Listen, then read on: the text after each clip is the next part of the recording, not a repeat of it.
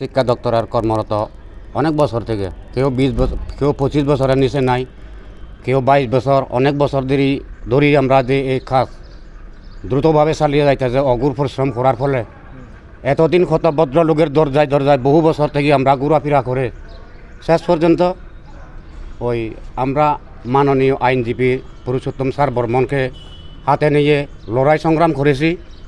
এবং সেই সাথে সাথে এখানে যখন মামলা চলছে হাইকোর্টে, তখন বলা হতো যে মামলা তোমরা হারিয়ে গেছো, কিন্তু এখন সুপ্রিম কোর্টের রায়ের নির্দেশে আজকে আমরা ওই চাকরি ওভার হাতে হাতে পেয়েছি।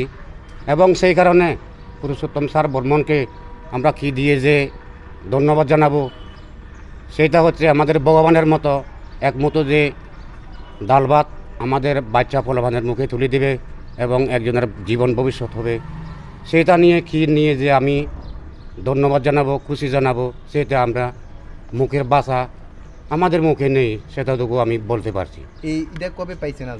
আজকে পাইছি কোথায় থেকে পাইছেন? এডুকেশন ডাইরেক্টর থেকে। আপনার নাম? মান কুমার চাকমা। কি করতেন আপনি? আমি এডুকেশন কর্মরত আসলাম একজন শিক্ষা দপ্তরে গ্রুপ ডি, এবং পোস্টটা আসলো হেল্পার। কোথায় আসতেন আপনার পোস্টে? পোস্টিং আসলো কাঞ্চনপুর। ধন্যবাদ।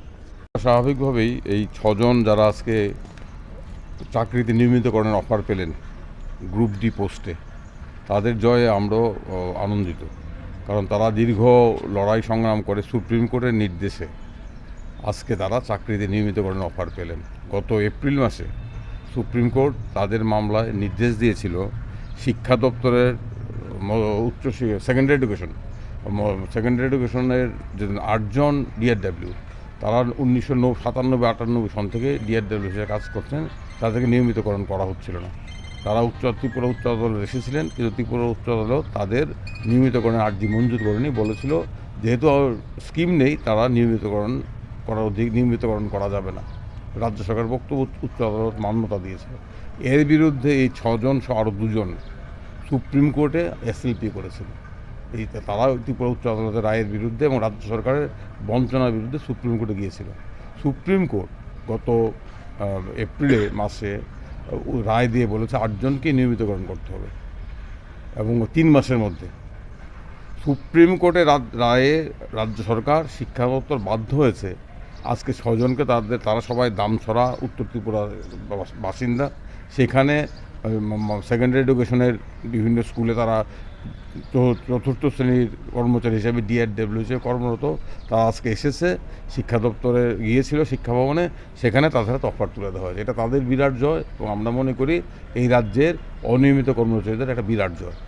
দুর্ভাগ্যক্রমে এর মধ্যে একজন সুব্রত চাকমা, তিনি ইতিমধ্যে মারা গেছেন, তিনি রায়ের সুফল পেতে পারেননি।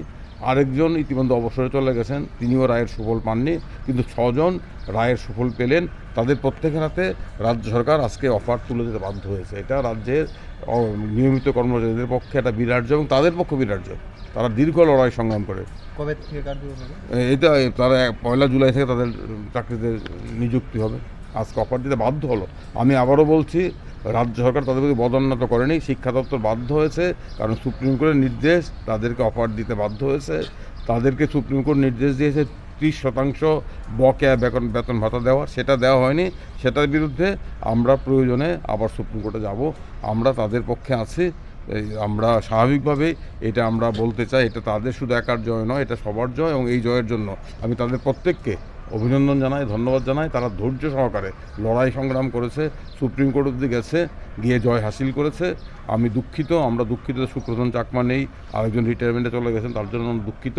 কিন্তু আমি আশা করব এই রায়ের ফলে রাজ্য সরকারের সম্বিত ফিরবে। রাজ্য সরকার সমস্ত অনিয়মিত কর্মচারীদের বঞ্চনা দূর করার জন্য অবিলম্বে পদক্ষেপ গ্রহণ করবে, এটা আমাদের দাবি থাকবে আবারও।